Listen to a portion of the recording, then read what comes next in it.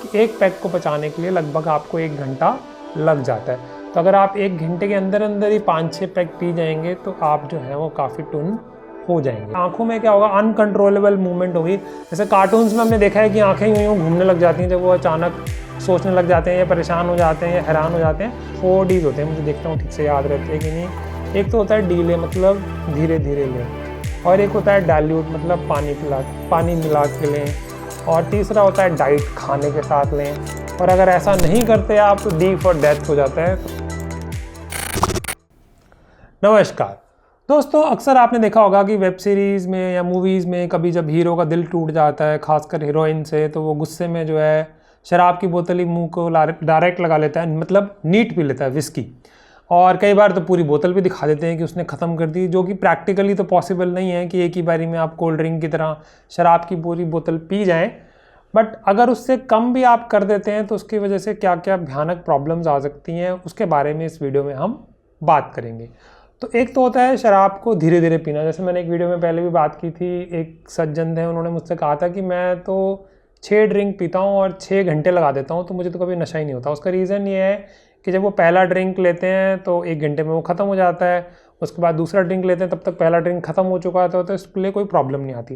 But जब हम अचानक पीते हैं तो उसकी वजह से क्या होता है, अचानक जो ब्लड लेवल है अल्कोहल का वो बहुत ज़्यादा बढ़ जाता है। क्योंकि अगर हम साइंटिफिकली बात करें तो अल्कोहल का जो मेटाबॉलिज्म है वो 0 ऑर्डर मेटाबॉलिज्म है। अब टेक्निकली तो ये हो गया, बट इसका सिंपल भाषा में ये कहा जा सकता है कि एक पैक को पचाने के लिए लगभग आपको 1 घंटा लग जाता है। तो अगर आप 1 घंटे के अंदर अंदर ही 5-6 पैक पी जाएंगे तो आप जो है वो काफ़ी टुन हो जाएंगे। तो टुन होने की क्या क्या निशानियां हैं वो मैं आपको बताता हूँ। वो टोटल 8 हैं। उसके अलावा साइंटिफिकली परसेंटेज पे क्या क्या होता है उसके बारे में हम बाद में बात करते हैं।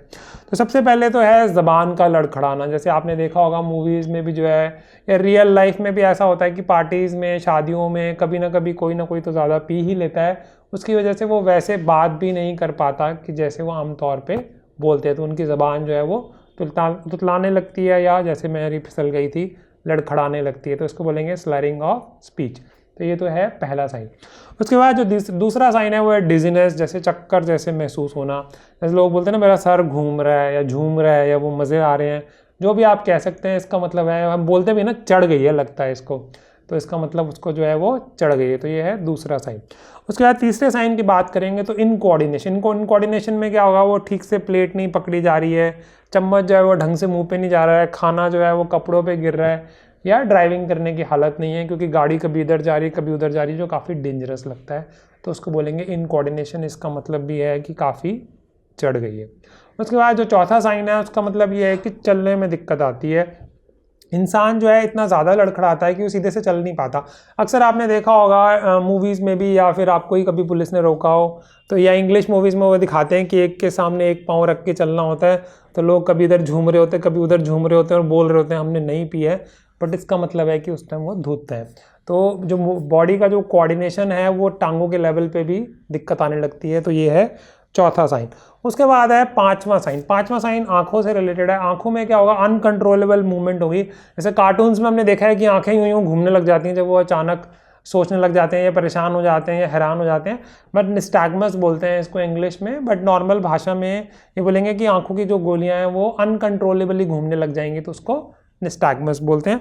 उसके अलावा जो कई बार मूवीज़ में बोलते हैं 2-2 दिखाई दे रहे हैं मुझे, या 4-4 दिखाई दे रहे हैं, तो इसका मतलब भी जो है वो काफ़ी चढ़ गई है। इसके अलावा छठा और सातवां जो लक्षण है, अटेंशन कंसंट्रेशन जो है वो नहीं रहेगा, और अक्सर जो है वो लोग भूल जाते हैं कि पिछली रात को क्या हुआ था।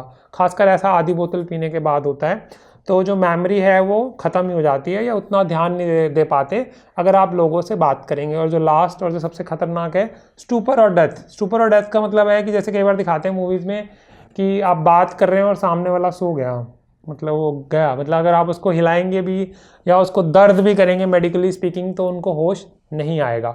तो दैट इज़ स्टूपर। और अगर एक लेवल से ज़्यादा हो गया तो उसकी वजह से मौत भी हो सकती है।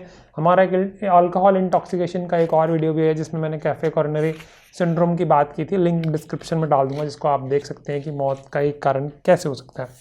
उसके अलावा अगर हम साइंटिफिकली ब्लड लेवल के हिसाब से बात करें एज ए डॉक्टर, तो अगर ब्लड लेवल 20 से 30 मिलीग्राम पर डेसीलीटर है, जो लगभग 1-1.5 पैग या 2 पैग के बीच में हो जाएगा आराम से, अगर आप 1 घंटे में ले लेते हैं, तो उसकी वजह से भी ऐसा नहीं है कि लोग बोलते हैं 1-2 पैग ही तो लगाए हैं, फ़र्क क्या पड़ता है, बट फ़र्क पड़ता है, क्योंकि अल्कोहल जो है डिप्रेसेंट है। डिप्रेसेंट का मतलब ये है कि अगर आप सामने वाले अपने बॉस की बेइज्जती करना चाहते हैं, बट आप अपने आप को कहीं ना कहीं रोक लेते हैं।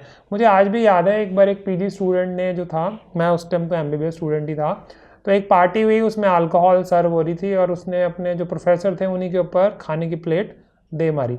तो वैसा तो वो नहीं करते अगर उन्होंने ड्रिंक नहीं की होती, बट क्या है कि अल्कोहल डिप्रेसेंट है, मतलब वो वाली मानसिक क्षमताओं को इस्तेमाल करने से रोक देता है जो हमें रोकती हैं कि ये काम नहीं करना चाहिए, चाहे हमारा मन भी कर रहा है कि हम किसी को परेशान करें या उसको कुछ कह दें जो हमें कहना भारी पड़ सकता है, तो हम कहते नहीं हैं, बट शराब पीने के बाद लोग ऐसा कर देते हैं। तो हमारी जो सोचने की क्षमता है वो थोड़ी कम हो जाती है और मोटर परफॉर्मेंस स्लो हो जाती है। तो सोचने की क्षमता भी कम हो जाती है, बॉडी मूवमेंट्स भी स्लो हो जाती हैं, बट वो बात लगे कि हम कई ऐसी मूवमेंट्स कर जाते हैं जो हमें नहीं करनी चाहिए। उसके बाद जब लेवल 30 to 80 मिलीग्राम पर डेसीलीटर होता है, मतलब 1 ही घंटे में मान लीजिए आपने 3-4 पैक टका लिए हैं, तो उसमें क्या होगा, मोटर और कॉग्निटिव प्रॉब्लम्स आएंगी। मोटर प्रॉब्लम्स की हम ऑलरेडी बात कर चुके हैं, जैसे चम्मच से खाते हुए कपड़ों पे खाना गिर जाएगा, और जो है कॉग्निटिव मतलब सोचने की क्षमता जो है वो बदलने लगेगी। मूड लाइबिलिटी मतलब अचानक ज़्यादा कोई रोने लग जाता है। कई बार ड्रिंक करके, मेरे साथ एक फीमेल ही शेयर कर रही थी, यंग थी वो, कि मुझे नहीं पता कि मैं हमेशा पी के रो क्यों पड़ती हूँ। तो मूड जो है वो लाइबल हो जाता है, कुछ लोग हंसने लग जाते हैं, कुछ लोग रोने लग जाते हैं, कुछ लोग बहुत ज़्यादा बोलने लग जाते हैं। तो इस तरह के बदलाव जो है इनमें महसूस होने लगते हैं। उसके बाद है डिटोरिएशन ऑफ कॉग्निशन, मतलब सोचने की क्षमता और कम हो जाती है। उसके बाद जब लेवल जो है वो 200 से 300 मिलीग्राम पर डेसीलीटर हो जाएगा, मतलब वही आप कह लीजिए एक तरह से अब तो लगभग आधी बोतल के आसपास इंसान जो है वो विस्की की पहुंच ही गया है। तो उसमें क्या होगा, सबसे पहले तो ब्लैकआउट होगा, जो मेमोरी है वो काम करना ख़त्म कर देगी। पिछली रात को उन्होंने जो भी काम किए, जो भी लड़ाइयाँ हुई, जो भी गालियाँ दी, जो भी तोड़फोड़ की, अगले दिन कुछ भी याद नहीं रहेगा। अगर उनको वीडियो भी बना ले तो उन्हें विश्वास ही नहीं होगा कि ये मैं ही हूँ, तो उसको बोलते हैं ब्लैकआउट। उसके बाद होता है स्पीच, मतलब अब जबान जो है वो बुरी तरह लड़खड़ाने लगेगी, आंखें जो है वो अजीब सी घूमने लगेंगी। और उसके बाद जो लास्ट लेवल आता है वो आता है 300 मिलीग्राम पर डेसीलीटर। इसका मतलब पहली बार कोई इंसान अगर शराब पी रहा है और वो सच में ही, अगर हम वेब सीरीज़ या मूवीज़ की बात मान लें, वो 1 बोतल पी जाता है, तो एक्चुअली उसकी जान जा सकती है। उसके कई कारण हो सकते हैं, रेस्पिरेटरी डिप्रेशन हो सकता है, सांस लेने की क्षमता में दिक्कत आ जाए। उसके बाद ये भी हो सकता है कि उसका कफ रिफ्लेक्स जो है वो काम करना बंद कर दे, चोकिंग हो जाए। और अल्कोहल की वजह से भी पर से जो है उसके वाइटल साइंस, मतलब दिल की धड़कन और सांस लेना, इन सब में दिक्कत आने लगेगी, ब्लड प्रेशर में मेंटेन नहीं हो पाएंगे, तो मौत भी हो सकती है। हाँ, अक्सर ये लोग, कुछ लोग कह सकते हैं कि हमें तो कुछ भी नहीं होता आधी बोतल के बाद। अक्सर ऐसा उनके साथ होता है जो काफ़ी साल से पी रहे होते हैं, तो धीरे धीरे उनका लिवर बड़ा हो रहा होता है, तो वो मैनेज कर लेता है। बट अगर उनको सिरोसिस या उस तरह की कोई प्रॉब्लम हो जाए, तो वो भी समय के साथ उतनी नहीं पी पाते जितनी वो पहले पी लिया करते थे। तो अगर मैं इसको समराइज़ करूं तो इसका मतलब ये है कि अल्कोहल, आइडली तो एज ए डॉक्टर मैं कभी नहीं कहूँगा कि आप पीजिए, बट ये है कि ठीक है, अगर आप पीजिए तो कम से कम एक लिमिट में पीजिए और एक समय सीमा के हिसाब से पीजिए। इसका मतलब ये है कि 1 घंटे में अगर आपने मज़े ही लेने हैं तो 1 घंटे में 2 पैग से ऊपर नहीं जाना चाहिए, और उसके बाद अगले 1-2 घंटे तक आप 1-1 पैग और ले सकते हैं, ताकि बॉडी में 2-2 पैग का नशा रहे और दोस्तों के साथ बैठ के खा पी के जो है वो फंडा सही रहता है। हमारे एक बायोकेमिस्ट्री के प्रोफेसर बोलते थे, वो बोलते थे 4 Ds होते हैं, मुझे देखता हूँ ठीक से याद रहते हैं कि नहीं। एक तो होता है डीले, मतलब धीरे धीरे लें, और एक होता है डाइल्यूट, मतलब पानी मिला के लें, और तीसरा होता है डाइट, खाने के साथ लें। और अगर ऐसा नहीं करते आप तो डी फॉर डेथ हो जाता है, तो मौत हो जाती है। तो ये काफ़ी रेलेवेंट है। तो मैं उम्मीद करता हूँ इससे आप समझ पाए होंगे, शराब भी पीनी चाहिए तो उसको तमीज़ या सलीके से पीना चाहिए। अगर बहुत सारी मात्रा हम कम समय में पी जाएंगे तो ये जानलेवा भी हो सकती है, और अगर जानलेवा नहीं भी होती है तो हमारी बेइज्जती तो काफ़ी हो ही सकती है। तो आज के लिए दोस्तों इतना ही, धन्यवाद।